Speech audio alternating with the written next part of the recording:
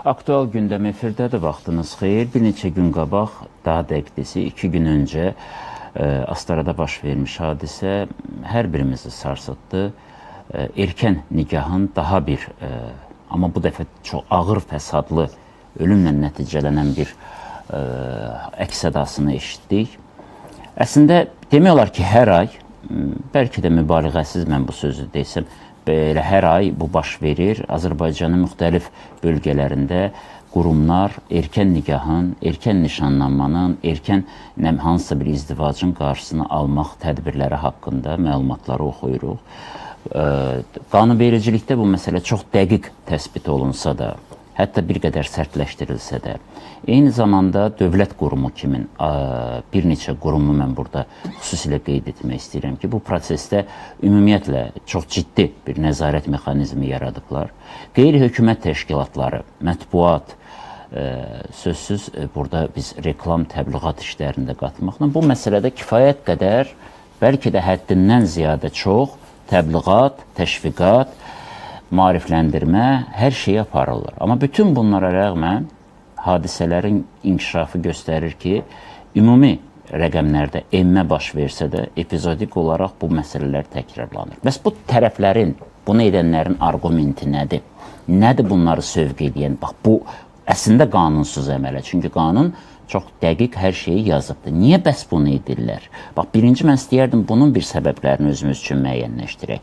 Axı, onları bu addım atmaqda demək hansısa bir səbəb sövq edir və yaxud da rəvac verir. Bu səbəbi birinci tapaq. İkincisi, ümumiyyətlə, valideyn uşaq münasibətlərində hansı məqamlarda biz səhv buraxmışıq ki, valideyn düşünür ki, misal üçün 16 yaşında qız artıq ana ola bilər və yaxud da ailə qura bilər, ailədə müəyyən işləri görə bilər. Yəni, bax, burada harada biz səhvi buraxmışıq ki, valideyn artıq bu qərara gəlir onun əvəzinə. Və ümumiyyətlə, uşaqların tərbiyəsində, valideyn, gələcəyin valideyn axı uşaqlardır, bugünün uşaqlarıdır. Biz bəlkə orada yanlışlıq edirik, biz valideynlərə hansı mesajlar ötürürük? Sözsüz ki, burada cəmiyyət olaraq hamımızın üzərinə vəzifə düşür və çox səhv olar ki, burada hansısa bir qurumu üzərinə yükləyək və özümüz qıraqda duraq. Fakt da bundan ibarətdir ki, qurum demək olar ki, az qala qapı-qapı düşüb nəzarət edir. Yəni, məsələ bu həddə qədər olmamalıdır əslində. Əgər qanun varsa, tələblər varsa, onun bir mənəvi tərəfi də var axı.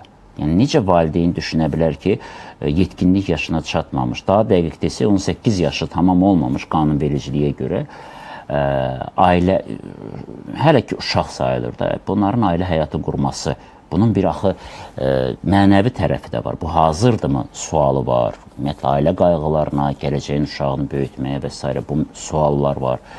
Və bir də ki, vacib olan məsələ, bunun təhsil, gələcəyi, perspektivi, bütün bunların əvəzinə valideynlər necə qərar verə bilər? Və bu uşaqların səsini niyə eşitmirik biz? Və dövlət qurumları sözün əsl mənasında bu məsələnin ciddiyyətlə nəzarətə götürsələr də, bax, müxtəlif yollarla yayınaraq görün harda bilindi. Yəni, yaş tamam olanda, toy olanda məlum olur ki, artıq demək, bunlar çoxdan nikaha giriblər, sadəcə rəsmiləşdirməyiblər, toy da eləməyiblər ki, heç kim bilməsin. Hər halda mənim versiyam belədir. İndi təbii ki, hadisə necə olubdur, daha dəqiqliklə biz onu araşdırmadan sonra biləcəyik. Amma hər halda hadisələr o məntiqi çıxarır ki, gizlənməyin bir forması tapılıbdır. Müzakirə edək. Elşad Miri, dinşünas, Təvəkkül Səlimov, professor, etnoqraf, Kəmalə Aşımova, Ümidli Gələcək İctimai Birliyinin icraçı direktoru, eyni zamanda Uşaq və Qadın Qaynar Xəttinin rəhbəri Fərhad Pərvizi, iqtisadçı. Xoş gördük. Təşəkkür ederim. İcazə verin, sualı belə qoyun və Təvəkkül müəllimlə birinci başlayayım. Təvəkkül müəllim, bu cəhalətdirmi, yoxsa bizim doğrudan da adətimizdir, bu mentalitetimizdir və buna əməl eləməliyik? Əvvəla dəvətinizə görə minnətdarlığımı bildirirəm. Bu günləri az yaşlıların evləndirilməsi artıq cəmiyyətin probleminə çevrilib. Yəni, zamanında deyək ki, 30 il, 40 il bundan qabaq, mən yüngül ekskurs eləmək istəyirəm, 30 il, 40 il bundan qabaq belə hallar baş verəndə o cəzalandırılırdı. Həmin hadisənin iştirakçıları deyək ki, valideynlər, rəsmi olaraq cəzalandırılırdı. Ona görə də bu qorxu hissi, bu cəza növü valideynləri belə addım atmaqdan çəkindirirdi. İndi isə biz layal yanaşırıq. Yəni məsələlərə belə yanaşırıq ki, oldu da, ola bilər də, bir çox məsələlərdə olduğu kimi, o cümlədən də yetkinlik yaşına çatmayanların evləndirilməsində. Mən bir qədər ürəyim doludur bu məsələdə, illər boyudur bu məsələ ilə məşğul olan bir insan kimi. Ya sadəcə olaraq az yaşlıların evləndirilməsinə, yox, ailə məsələləri ilə əlaqədar. Bu da bir ciddi problemdir. Mən yaşadığım bölgədə belə hallar da baş verir. Soruşuram ki, yaşıma görə onlar qəbul edirlər mənim sözümü. Bu tezliklə bu uşağı nəşə evləndirirsən, nəşə evləndirirsən, yəni oğlandan gedir söhbət. Qızı niyə bu yaşda verirsən? 15-16 yaşı var da niyə verirsən? İndi bunların üzdə görünən əsasları nədir? Üzdə görünən. Hər biri, deyir bir söz, bu axır illər, axır zamanlar qızlar cürbəcür müəyyən negativ hərəkətlərə yol verirlər. Bunların ora gedib çatmasına qədər, yəni o müddətə qədər, o negativ hərəkətlərə yol verilənə qədər biz bunları başın bağlayırıq. Evləndiririk ki, pis yollara belə deyək getməsin. Yəni alacağım gəlin, alacağım qız, belə deyək də, biraz indi tamaşaçılardan da üzr istəyirəm, təmiz qız olsun. Bu üzdə görünən bir haldır. Qaldı məsələnin başqa tərəfləri. Bir söz, Elçin mənim, mən o bayaqki sözümün əvvəlinə qayıdıram ki, bəzən dini nikahlar ki, baş verir, dini nikah yolu ilə uşaqları evləndirirlər, onlarda bir arxayınçılıq yaranır, həmi valideynlər də ki, halallıq adı ilə güya ki, halallıq, evlənməkdə halallıq. Başqa bir tərəfdən isə mən bir 30-cu illərə qədər, yəqin Elşad müəllim də bilər, keçən əsrin 30-cu illərinə qədər dini nikahlar qanunlu qüvvə kəsb eləyirdi. 30-cu illərə qədər dini nikahları qanunlu qüvvə kəsb edir. Sonra 30-cu illərdən ağzı bu yana onlar ləğv olundu da qəbul edilmədi. Və indiki bizim bəzi valideynlərimiz başa düşmək istəmirlər ki, dini nikah əvvəla qanuni nikah deyil. Biz hansı ölkədə yaşayırıq? Biz qanuni ölkədə yaşayırıq. Dini qanunların hökm sürdüyü ölkədə yaşamırıq. Sadəcə olaraq dini adət ənənənin gözlənildiyi bir ölkədə yaşayırıq. O nöqteyi nəzərdən də mən dəfələrlə bir ayrı-ayrı yerlərdə olan çıxışlarımızda qeyd eləmişik ki, dini kəbin kəsilməsinə qəti surətdə yox deyilməlidir. Yəni 18 yaşına qədər əgər bu işlə ciddi məşğul olan, deyək ki, axundumı, məsciddə hər hansı bir bu işə səlahiyyəti mollamı və digər bir dini şəxs, onlar cəzalanmalıdır. Cəzalanmasa əmələ gəlməyəcək. Mənim mövqeyim budur. Təvəkkül müəllim, 2 dənə məsələ ilə bağlı arayış verim. Birincisi, siz bayaq qeyd etdiniz ki, qanunvericilikdə, yəni biraz yumuşaqlıq var, cəzalarda yumuşaqlıq var. Mən elə düşünmürəm, mənə gəlir ki, daha da sərtləşdirilibdir. Mənim gəldiyim qənaət budur və faktların əsasında mən deyirəm.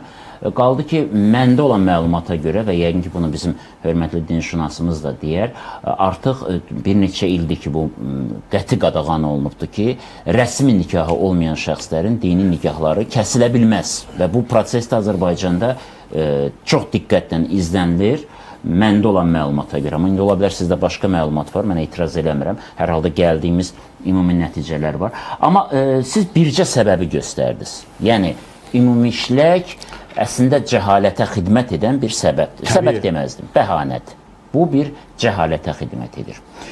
Mən sözsüz ki, icazə verirsə Fərhad müəllimdən də bir məsələni soruşum. Sonra yekununda, lap sonunda mən Elşad bəyə söz verəcəm, məqsədli şəkildə. Çünki bütün məsələlərdə elə bir suallar var ki, ona yönəlib. Fərhad bəy, baxın, ümumiyyətlə, nikah bir hadisə olaraq iqtisadi bir hadisədir.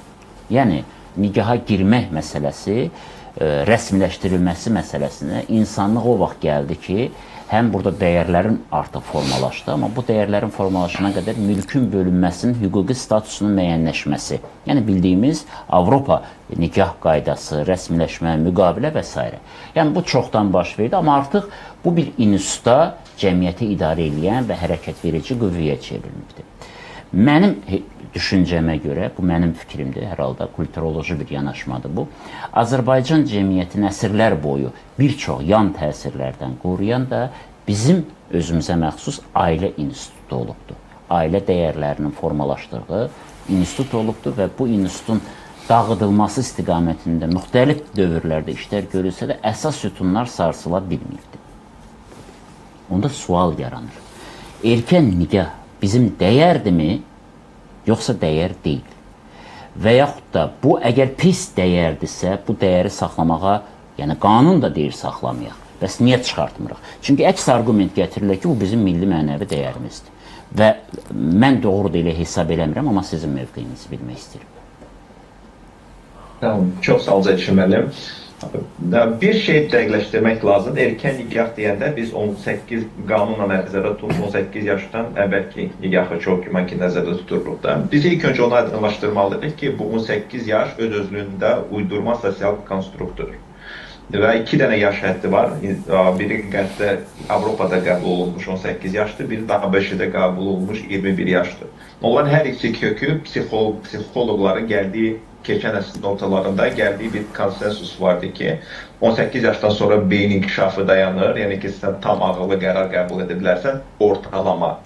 Yəni ki, və Amerika psixoloqları o qərara gəlmişdi ki, 21 yaşdadır, beynin tam formallaşması bitir və ondan sonra insan ağıllı qərar qəbul edə bilir. Və dövlət üçün hər hansı bir rəqəm lazımdır. Təsvir olun ki, insanlar müxtəlifdir və hərəsi individualdır. Misal üçün, 17 yaş 11 ayda maşın sürmək olmaz, amma 17 yaş 12 ayda maşın sürmək olar. Dövlətlər üçün, qanun üçün hər hansı bir xətt olmalıdır. Amma individuallığa baxanda, ABŞ-də misal 16 yaşlı gənclər də artıq sürücülük vəsiqəsi ala bilir, maşın sürə bilir. Amma yalnız 21 yaşında içki içə bilir. Ona görə fundamental biz bunu anlamalıyıq ki, qanunlar çox əksər vaxtlarda dediyimiz iqtisadçılar ortalama ilə danışır. Ortalama 18 yaş həddi düzdür. Ya da ABŞ-li 21 yaş həddi düzdür.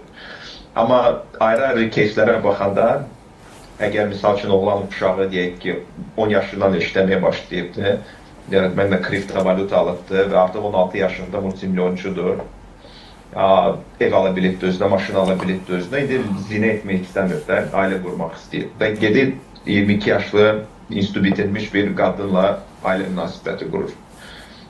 Bu keys, mən digərlərində sualım ondan ibarətdir ki, normaldır mı, yoxsa normal deyil? Özünü müxtəlif pis yollardan çəkindirmək istəyən varlı bir oğlan, niyə görə 17 yaşında evlənməsin, misal üçün? Biz adətən düşünən vardı, haqsızlıq var. Biz erkən nikah deyəndə, biz daha çox qadınların erkən nikahına danışırıq, nəinki oğlanların erkən nikahına. Mən düşünmürəm ki, bizim cəmiyyətdə varlı bir 17 yaşlı teenagerin 22 yaşlı qadından evlənməsini kimsə pisləyər, misal üçün. Ondan böyük bir nəsə problem törətsinlər. Bu tamamilə düzgündür, çünki kişilər israf olunan materialda onlara qarşı o qədər də qayğı göstərilməməlidir. Necə, üzr istəyirəm, bir dəqiqə, Fərhad bəy, kişilər necə materialdır? İsraf olunan materialdır. Yəni kişilər müharibələrdə kim öldürür? O anlamda, bəli, hə. O mənada, hə. Kişilərin hüquqları demək olar ki, heç yerdə qorunmur da. Əgər əmək məcəlləsini baxsa, digər məcəllərə baxsa, analıq hüququ qorunur, atalıq hüququ qorunmur, alimenti kişi ödəyir adətən də və bu tipli istiqamətdə. Ona görə misal üçün kişilər arasında erkən nikahlar barədə heç kim danışmır bölgədə. Amma qadınlar arasında erkən nikahlardan hamı danışır və hamı pisləyir bunu və bu normaldır və düzgündür, çünki qadın cəmiyyətin ən vacib üzvüdür. Fərhad bəy, üzr istəyirəm, bircə dəqiqə. Siz bir neçə məsələyə toxundunuz, suallar yarandı. İcazə verək, biz hörmətli Kəmalə xanım cavab versin. Çünki əsasən də ünvanlı ona idi. Buyurun Kəmalə xanım, haqlıdırmı Fərhad mənim dediyində? Mən deməzdim. Birincisi, biz yaşadığımız ölkədə və ümumiyyətcə hazırladığımız qanunvericilikdə, beynəlxalq qanunvericilikdən istifadə edərək, onları reinteqrasiya edərək, adaptasiya edərək hazırlayırıq. Təbii ki, öz sistemimizə, öz siyasətimizə, strategiyalarımıza uyğun və dəyərlərə, mentalitetə uyğun. Və Fərhad müəllimin qeyd etdiyi kimi ki, ancaq qızların erkən nigah araşdırılır. Xeyr, elə deyil. Erkən nigah məsələsi bizdə oğlanlar da olubdu, qızlar da olub. Yəni plus üstəlik də bir məsələni də qeyd etmək istərdim ki, Uşaq Hüquqları Konvensiyası var. Və ondan irəli gələrək Azərbaycan Respublikasının uşaq hüquqları haqqında qanunu var.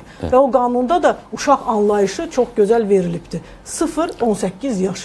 Və biz 18 yaş qoyulduğu üçün bu ölkədə də biz onun belə ona istinad edərək və onun da nəzarəti həyata keçirərək uşaqlarda erkən nigah baş verdiyi halda sırf 18 yaşa qədər ona nəzarət edirik ki, bu hallar baş verməsin. Və bayaq qeyd olundu səbəblər müxtəlifdir. Təməl səbəblərdə Bir dəqiqə gələcək səbəbləri. Amma Fərhad bəy çox dəqiq dedi ki, Azərbaycanda kişilərin hüquqlarına tənzimləyəcək demək olar ki, heç nə yoxdur. Onun da anlayışı var ki, çünki uşaqlar, adətən uşaqlar və qadınlar cəmiyyətin həssas və zərif təbəqəsi hesab olunduğu üçün onlar üçün ayrıca dünyada da bu var, BMT-də də var, bu konvensiyada var. Həm qadınlarla bağlı, həm uşaqlarla bağlı ayrıca qanunvericilik məsələləri var ki, və bunlar da orada tənzimlənir onların hüquqları. Və daha çox da biz götürürük statistik məlumatları. Aha. Əgər zorakılığa dünyada da, bizim ölkədə daha çox uşaqlar, qadınlar zərif olaraq mübarizə aparmaqda çətinlik çəkdikləri halda qurbana çevrilirlərsə, o halda daha çox onlara yönəlik məsələlər. Ona görə də bizdə Azərbaycanda gender bərabərliyi deyəndə ilk növbədə qadınların kişilərlə bərabər olması nəzərdə tutulur. Əks proses baş vermir. Fərhad bəy, sizi qane elədimi bu cavab? Yenə də Kəmalə xanım hüquqi perspektivdən danışır, mən sizə sosioloji reallıqdan danışıram. Siz Azərbaycanda heç bir dənə sosial mediada case tapa bilməzsiniz ki, haradakı 22 yaşlı qadını 17 yaşlı oğlanla ailə münasibəti qurduğuna görə linç etsinlər. Mən indiyənə kimi eşitməmişəm ki, Azərbaycanda hansı belə bir case çox da formalaşsın və sosial mediada dansı və mən Kəmalə xanımla o perspektivdən razıyam ki, o qadınların daha zərif olmasının sadəcə əsaslandıra bilmir də sırf biyoloji olaraq. Qadınlar uşaq gətirə biləcək yeganə varlıqdır bu dünyada və uşağın dünyaya gəlməsi ən ali məqsəddir. Yəni ki, bizə tərəqqi üçün uşaqlar lazımdır. Uşaqlar daim olaraq doğulmalıdır və qadın həmin o 9 ay hamiləlik dövründə hansında ki işləyə bilmir və ondan sonra uşağı boya başa çatdırana kimi 4 yaşına qədər o daim olaraq qorunmalıdır. Və məhz bu səbəbdən məntiq bundan ibarətdir ki, həmin bu həssas dövrdə qadın hüquqları qorunmalıdır. Kişinin bu problemi yoxdur. Təkcə bu həssas dövrdə? Əsas bütün məqsədlər odur. Və niyə görə analıq məzuniyyəti 3 ilə qədər verilir? Bütün hüquq sistemi bu reallığa uyğunlaşmağa çalışır. Amma Fərhad bəy, biz burada bunu müzakirə etmirdik. Aydındır, o məsələyə deyəcəksiniz, mütləq fikrinizi deyəcəksiniz, amma siz bizim Kəmalə xanım ixtisasçı həkimdir, özü ginekoloqdur, amma siz dediniz ki, bioloji cəhətdən bilmir və yaxud da izah edə bilməz. Məncə bilir. Sadəcə olaraq düşünmədim ki, demografik göstəricilərlə razıyam Pərviz müəllimə ki, bəli biz amma yəni məlumatlısınız bu sahədə. Söhbət ondan gedir ki, biz sosial aspektlərdən yanaşdıq, amma bizim çalışdığımız təşkilat olaraq da mən deyə bilərəm ki, o statistika yenə də biz o keyslərlə rastlaşmırıq. Digər tərəfdən, bəli ki, 17 yaşında oğlan böyük bir 18 yaşdan böyük bir xanımla ailə qursun və yaxud yəni bu praktikada olmadığı üçün bu bizim işimiz deyil, hər kəsin fərdi seçimidir. Biz ona niyə qarışırıq? Düşünürəm, onlar xoşbəxt həyatlarını yaşayırlar deyənə, heç kimin vecina deyirlər, heç kimin... Amma biz qadını və uşağı... Buyurun, təvəkkül mənimlə müdaxilə eləmək istəyir, bəli. Qardaşımdan şikayətçiyəm. Siz Fərhad müəllimə də o sualı verdiniz, mənə də ötəri o sualı verdiniz ki, bu dəyərli yoxsa yox? Qətiyyən dəyər deyil. Qətiyyən dəyər deyil. Ümumiyyətlə, dəyər sözü özü yaxşı mənada hallanan fikrin, belə deyək də, ortaya gəlməsidir. Dəyər deyil. Fizioloji baxımdan da dəyər deyil. Nə bilim, bioloji baxımdan da, ədəbi baxımdan da, bütün parametrlərdə... Bəs nədir? Vərdişdir, cəhalətdir. Bu bir ənənədir. Bu bir ənənədir. 100 illərin pis olan ənənədir də. Əlbəttə, bu bir ənənədir. Mən onu eşitmək istəyirəm. Evlənməsinin bir ənənəsilik vardır. Biz o ənənədən yapışırıq. Adətən dəyərlər nə vaxtdır dəyər hesab olunur ki, artıq ənənəyə çevrilmiş. Və müsbətə doğru bir iş görsün. fakt budur ki, bu müsbətə doğru deyil. Amma Deyil. bəziləri öz erkən nikahlara razılıq verəndə övladlarına bu bizim dəyərimizdir deyə əsaslandırır. Yox, səhvdir. Yəqin ki, hörmətli xanım da mənim sözümü təsdiqləyər ki, ayrı-ayrı hadisələrdə soruşanda bu fikri bildiriblər. Bir reklam arasından sonra davam edək. Müzakirəmizi davam elətdirək. İcazə verirsinizsə, mən əslində Fərhad müəllimə verdiyim sualda yarımçıq qalmalı olduq. Çünki yenə deyirəm, bir qədər ziddiyyətli fikirlər söyləndi və münasibətlər oldu. Və sual da çox konkretdir. Əslində nədir sövq edən insanları bu ki, övladlarını erkən nigaha aparırlar? Mən düşünürəm iqtisadi səbəblər həm müsbətdən, həm mənfidən. Mən çoxlu super varlı ailə görmüşəm. Öz qızlarını digər varlı ailənin oğulları ilə 17 yaşı tamam olarkən nişanlandırır, 18 yaşı tamam olarkən evləndirir.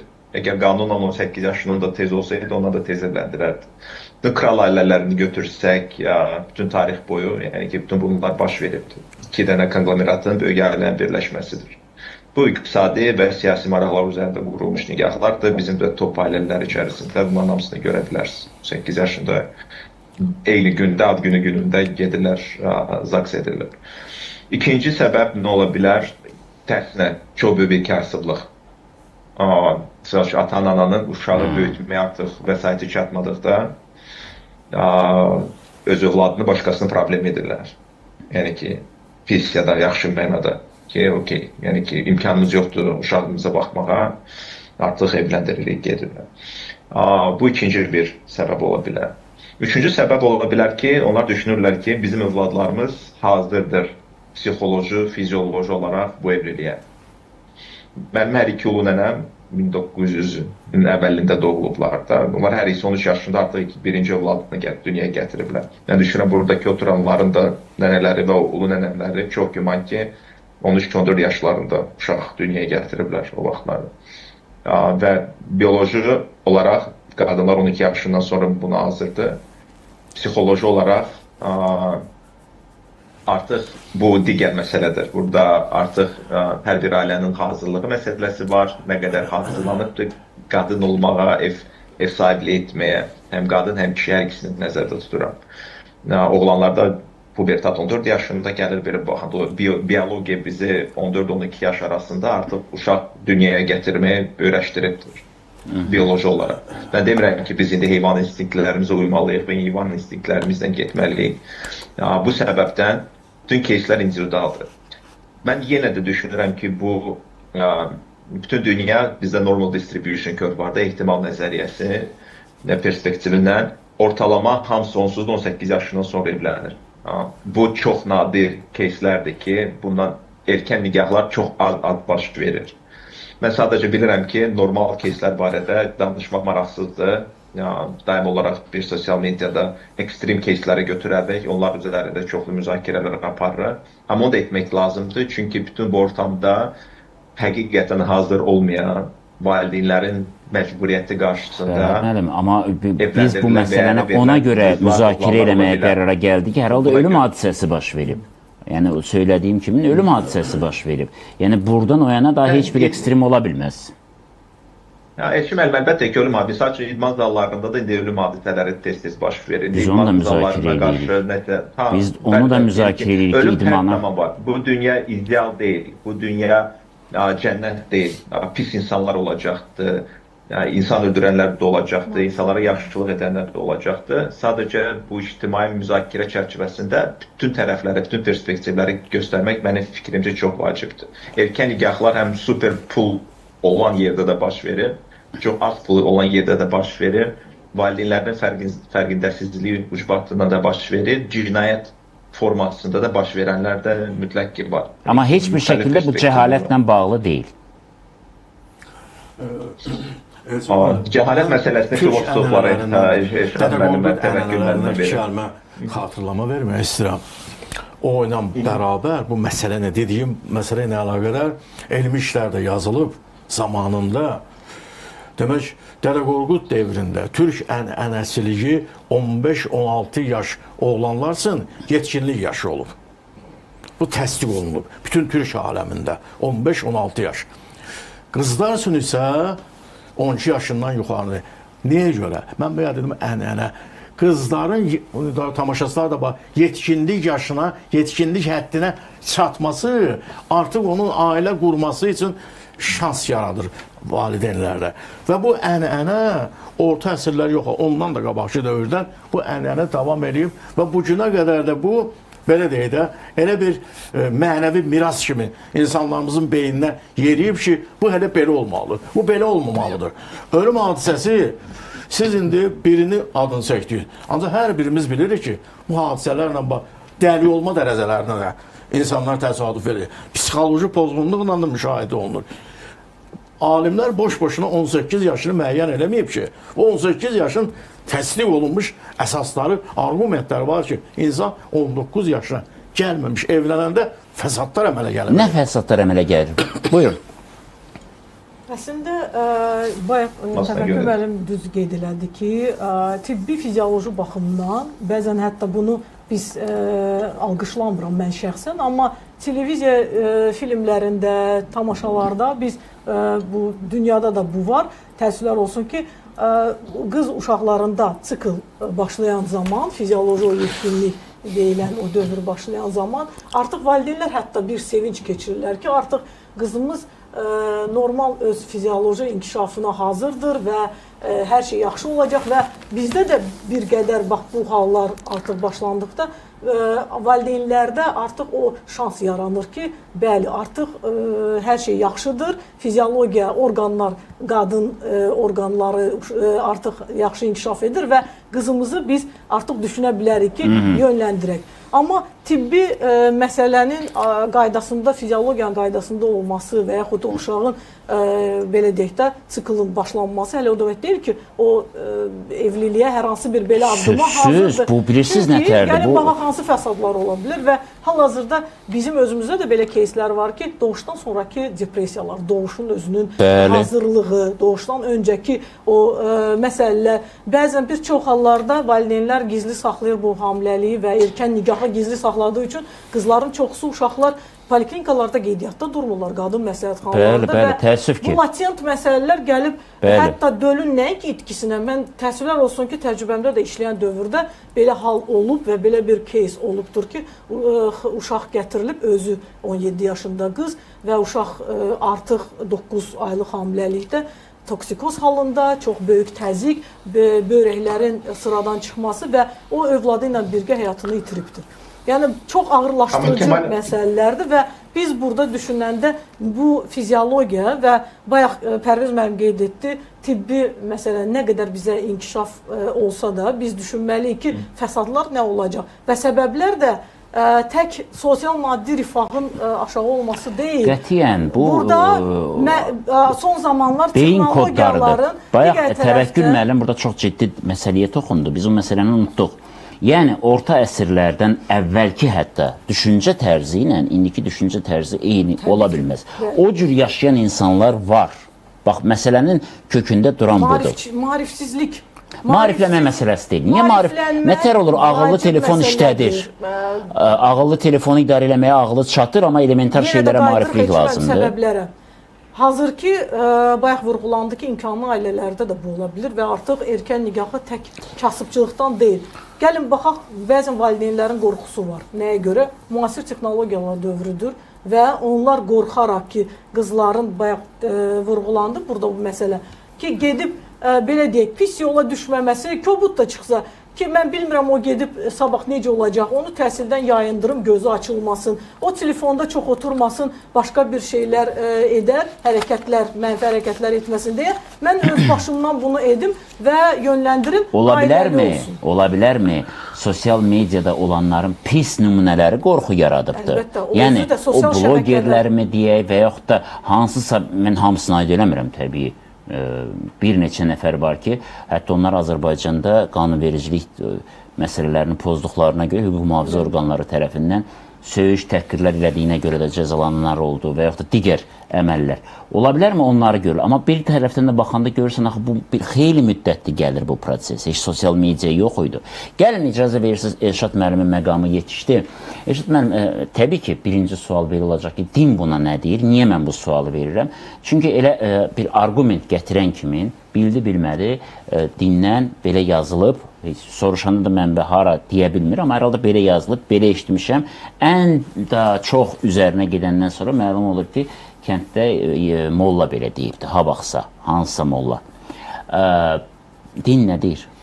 Mən icazənizdən burada sadalanan bəzi məsələlərə aydınlıq gətirim, Buyurun. keçim. Deməli, bu məsələlərlə bağlı dediyimiz məqamlardan birisi biraz əvvəl qeyd edildi. İqtisadi tərəfləri var ki, valideynlər də çalışırlar ki, artıq istehlakçı olan bir övladdan artıq bir növ bir boğaz qurtulsunlar, başqasına onların həmin övladının üzərlərində yük olmasından ayrılsınlar. Digər bir tərəfi mental dediyimiz o cəhətlər var ki, bu günlərin adət, ənənə şəklində təqdim olunan yanlış bir düşüncələr var. Digər də dini aspektdir ki, bunu da indi qeyd edəcəm.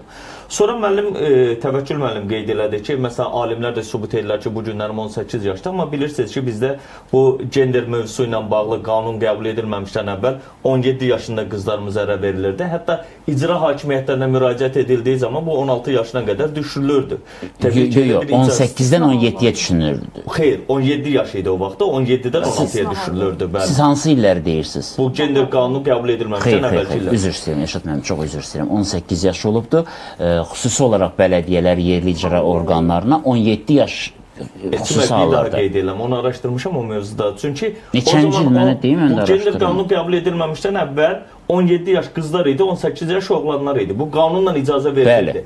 Amma qızların o zamanların ərə verilməsi üçün istisnai bir durum olaraq icra hakimiyyətlərinə müraciət edildiyi zaman amma oğlanlarda 17 idi. 16 yaşa salınırdı. Hə, qızlara 16 yaşına salınırdı.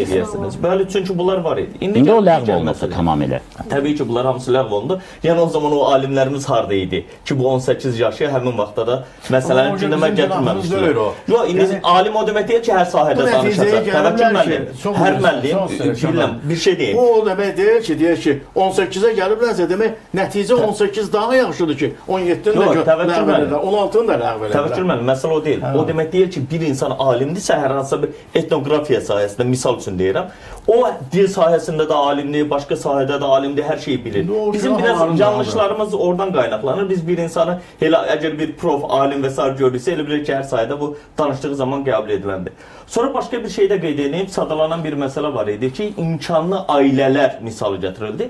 Bizdə belə bir təfəkkür, fikir formalaşır ki, sanki bir insan imkanlı olduğu zaman bunların IQ səviyyəsi digərlərindən daha üstündür və onlar bunu eləyirsə nümunə ola bilər. Bu da yanlışdır, bunu da qeyd eləməliyik. İndi gələk dini məsələyə. Bəli, bu günləri mən acı bir misal verib o misalla başlayacağım. Biz Ailə, Qadın və Uşaq Problemləri üzrə Dövlət Komitəsinin, Heydər Əliyev Fondunun və Birləşmiş Millətlər Təşkilatının Əhali Fondunun birgə layihəsi çərçivəsində bölgələrdə bununla bağlı maarifləndirmə işi aparırdıq.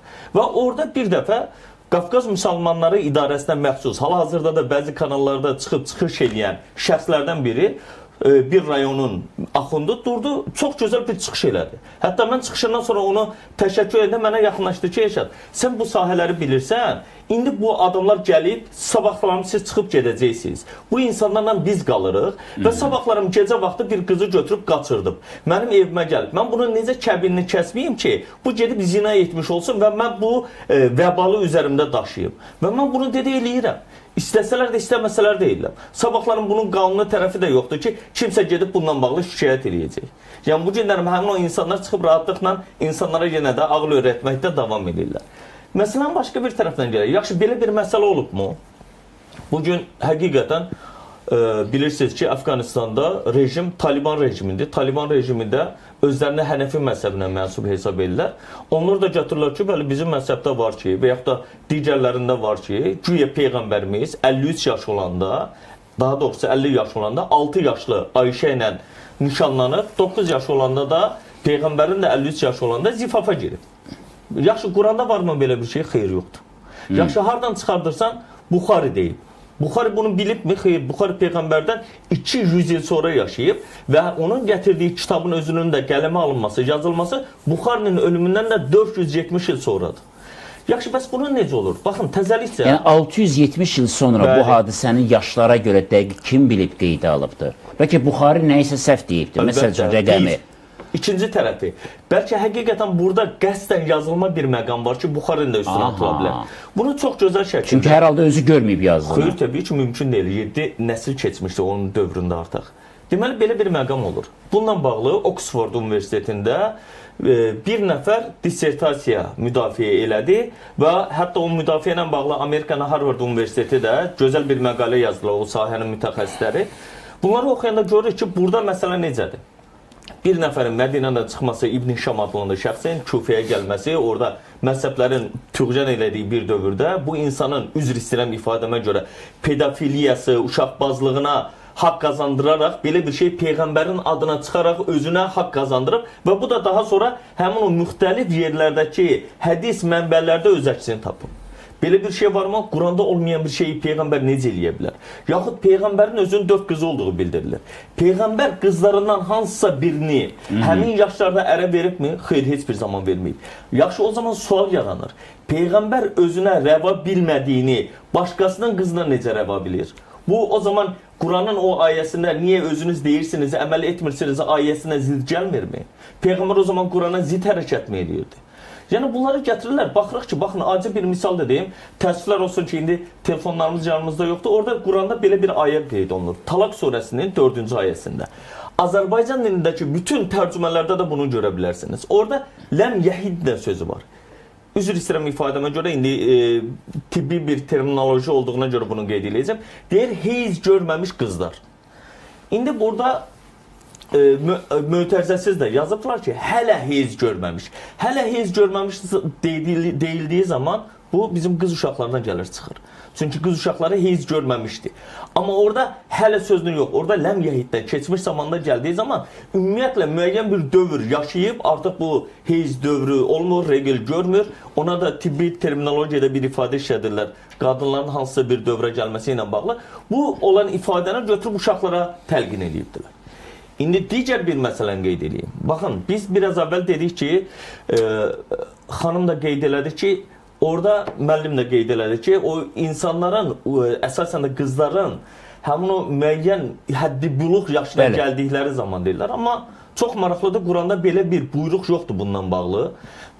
Orada gələn məsələ nə ilə bağlıdır, onu deyim. Quran-Kərimin Nisa surəsinin 4-cü surənin 6-cı ayəsində nikah çağı deyilir. Nikah çağı nədir? Məsələn, mən onu öz kitabımda da qeyd eləmişəm. Baxın, indi burada deyir ki, onun tərcüməsi yetimləri yetkinlik yaşına, nikah yaşına gələnə qədər sınağa tabi tutun, sınayın.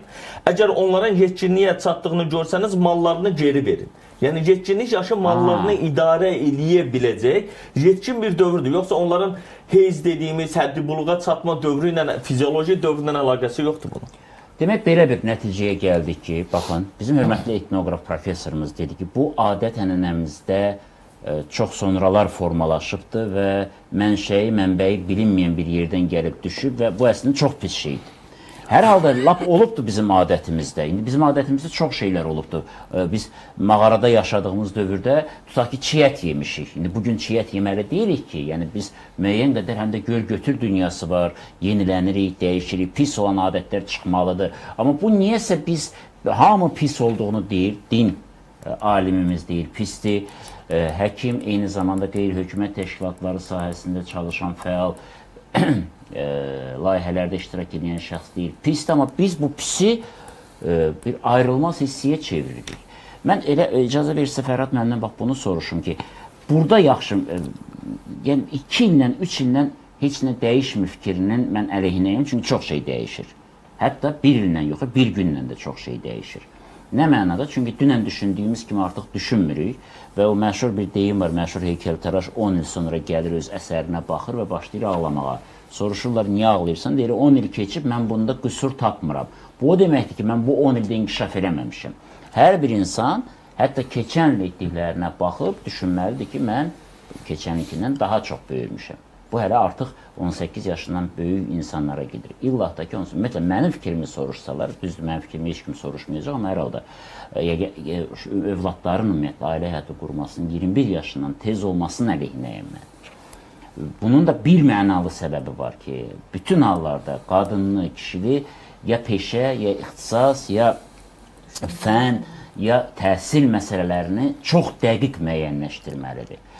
Çünki həyatdır, həyat yoldaşı vəfat edə bilər, qəfil və bu maddi sıxıntılar, sosial problemlərlə üzləşməməlidir.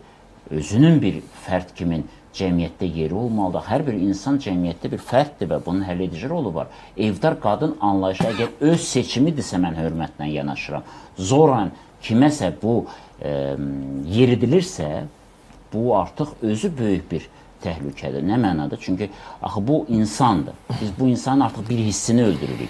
Hissi ölmüş insansa mən düşünürəm ki, çox təhlükəlidir. Yəni cinayət törətməyəcək, amma onun o zədələri, psixoloji zədələri, həyatdan lazım ola biləcək yerində olmadığını düşünməsi ömür boyu onu təqib edəcək. İndi Fərəd bəy, burada çox ciddi bir nüans var və biz bu nüansı unutmayaq ki, biz ailələrin sosial təminat məsələsini deyəndə niyə evlilikdən öncə siz buna hazırsınızmı sualını verəndə bu məsələyə toxunmuruq? Birisi məhkəməli, mən əvvəlcəki ilkin şərh vermək istərdim ki, bəli, 20 yaşında da daha ağıllıyıq, 25 yaşındamızda da daha ağıllıyıq, 30 yaşda da daha ağıllıyıq, 35 yaşda da daha ağıllıyıq. Biz əgər biz daha ağıllıyıq, bu qızlarımızın beynini uyaraq, onları 30 yaşında çatdırmışıq, ailəsiz, uşaqsız böyüyüblər və 30 yaşından sonra onların evlənmək ehtimalı 30-50% azalır, onların ana olmaq ehtimalı 50% azalır. Yəni ki, əgər 30 yaşında kimi qadın evlənməyibsə, ABŞ-də, Avropada belə, yəni ki, 30 yaşından sonra evlənməyəcəkdir, ana da olmayacaq. 30 demədim. Mən ümumiyyətlə İkincisi də ki, yenə təkrarlayım. Əgər bir xanım öz subay həyatı ilə, yaxud da nə bilim seçdiyi yolla xoşbəxtdirsə, biz niyə düşünürük ki, sən xoşbəxt deyilsən? O hamı düşünə bilər ki, xoşbəxtdir. Ona görə statistika var, ona görə biologiya var. Prioritetləşdirmək lazımdır. Sən əgər ana olmaq istəyirsənsə, əgər ailə olmaq istəyirsənsə, bunu prioritetdə saxlamalısan ilkin mərhələdən və bunu nə qədər tez başlasan, bir o qədər rahatdır. Niyə görə? Çünki sən maksimum enerjin 20 yaşdan 35 yaş arasıdır. Nə vaxt ki, sən işləyə bilərsən, ailəni qura bilərsən, uşaqları saxlaya bilərsən, özün üçün də biraz vaxt ayıra bilərsən. 35 yaşdan sonra sənin enerjin 2 qat azalır. Ona görə biz uşaqların beynini yumamalıyıq ki... Özünüz də qeyd etdiniz ki, 20 yaşından 30 yaşına qədər. Doğrudumu? Maksimum enerjimizdir, bəli. Mən də onu nəzərdə tuturam ki, yəni 18 görürsün demirəm. 20 yaşından 30 yaşına qədər, bəli, çox ideal, hazırlıqlı və gələcəyini də artıq müəyyən qədər müəyyənləşdirir. Niyə? 17 yaşında ali məktəbə daxil olur və yaxud da orta məktəbi bitirib ixtisas seçir, peşə seçir, dərzi olur, dülgər olur, fərqi yoxdur. Və artıq siz təsəvvürün 17 yaşında hazırlıq öyrənmək mərhələsini keçir, artıq 20-21 yaşında bir, demirəm peşəkardır, amma yetərincə hazırlıqlı mütəxəssisdir.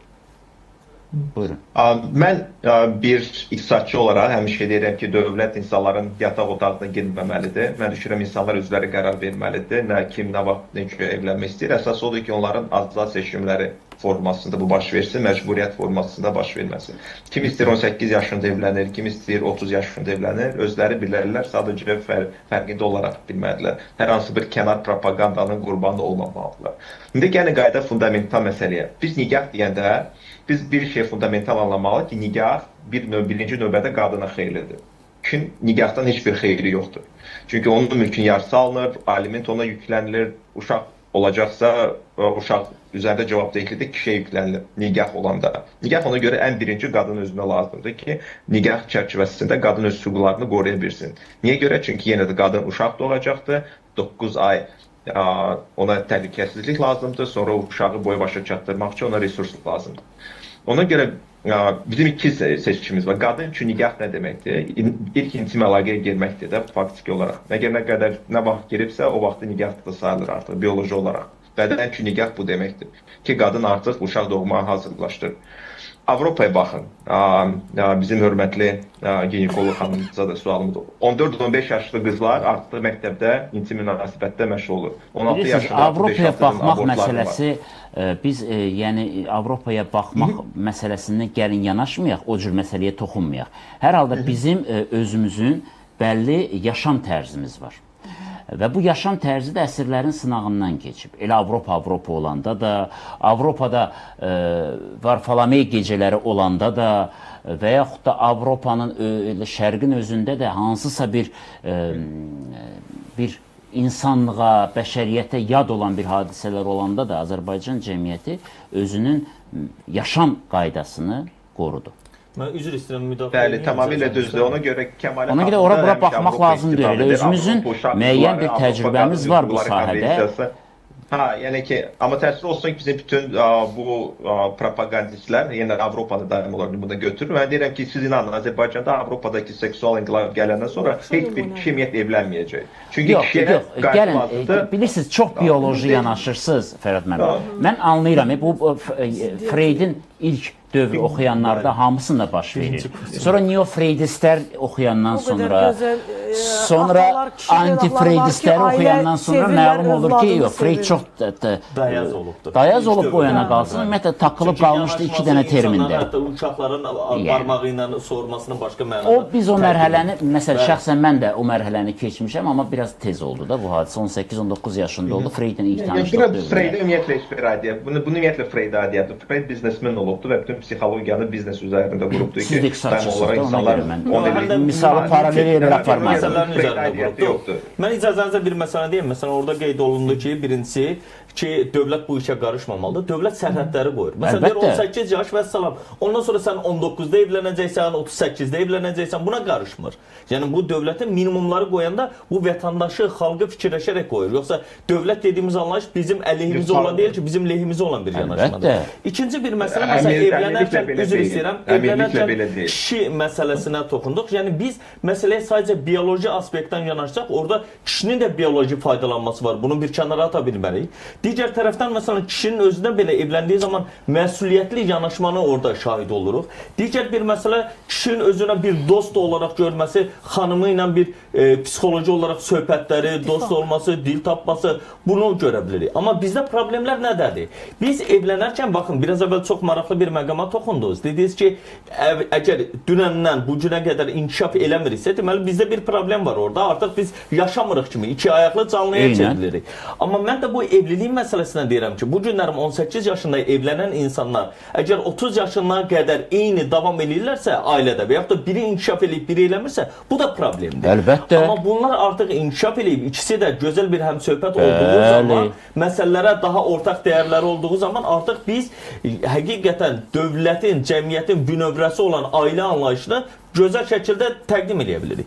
İndi gələk Avropa məsələsinə. Avropa deyənə biz nəyi, hansı dövləti, hansı xalqı nəzərdə tuturuq? Fərqi yox deyib, biz kimdənsə nümunə götürməliyik. Əlbəttə, Çexiyanın adətləri ilə, misal üçün deyirəm, Portuqaliyanın adətləri heç yaxın deyil. Və yaxud da qonşu olaraq yaşayan ingilislərlə fransızları eyniləşdirmək mümkündürmü? Və yaxud da şotlandlarla ingilisləri eyniləşdirmək mümkündürmü? İrlandları eyni cərgəyə qoymaq mümkündürmü? Yaxud da Amerikanın özündə, Amerikanın 50 ştatında və yaxud da 51 deyilir. Hər ştatın özünə görə dəyərləri var, yanaşmaları var. Biz bunlar necə eyniləşdirə kifayət qədər mühafizəkarlar var, kifayət qədər deyəndə Yaponiya olsun, Koreya olsun, bunların hansını eyniləşdirəcək? Özdə Yaponiya kimi cəmiyyət ümumiyyətlə çox mürəkkəb bir cəmiyyətdir. Mən həmişə demişəm, Yaponiya ümumiyyətlə öyrənilməli, eyni zamanda demirəm təqdir eləyək, amma hər halda çox şey öyrənməyimiz lazımdır. Yaponiya mühafizəkar cəmiyyət ola və dəyərləri qoruya-qoruya müasirləşmənin bir yeni özünə məxsus modelini qurdu, heç kimə baxmadan. Bugün Çində biz fərqli bir model görürük. Yenə də mühafizəkarlıq var, qaydalar var, amma eyni zamanda bir progressiv inkişaf görürük.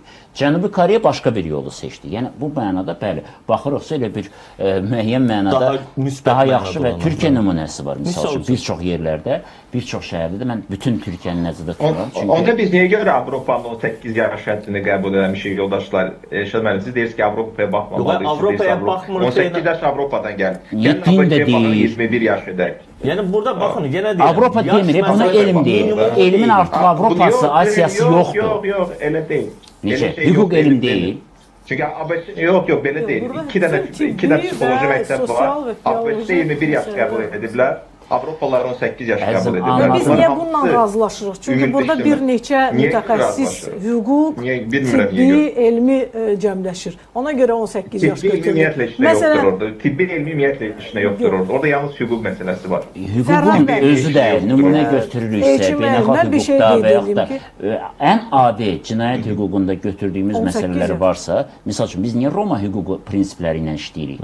Bu gün artıq elmi formalaşıbdır. Bunun elmin formalaşması üçün şərtlər var. Bu şərtlərə cavab verirsə elmdir. Ona görə bu cür yanaşmanın bir qədər mən tərəfdarı deyiləm, Fərhad bəy. Çox belə bir nöqtədən yanaşmağa çalışırıq. Biz Avropadan Mehmet, qanunları bir götürməyimiz siz bir nöqtədən yanaşmayın. Bir hüquq perspektivi. Bu biologiya, fiziologiya, sosiologiya heç bir ayrı, psixologiya heç bir ayrı. ailə biologiya Mən sadəcə hadisəsi çatdırmaq deyil. istədim. Bircə dəqiqə. Bizim səhvimiz oradadır ki, biz ailəyə biologiya hadisəsi kimi baxırıq. Axı ailə sosial institutdur. Həmçinin sosiologiya. Balaca bir misal verirlər. Bu həmçinin. günlərim Amerikanın özündə, Pensilvaniyada yaşayan və mənim də gedib şahidi olduğum Amişlər var. Amişlər 500 mindən çox əhalisi Bəli. var. Bu gün elektrik enerjisindən istifadə eləmir. Məktəbi 8-ə qədər oxuyurlar. Bəli. Bitirəndən sonra. Yəni biz bunları o zaman Amerikada belə bir misal var deyə özümüzə tətbiq mi edəcəyik? Yəni bu da bir Gəlin, yanaşma.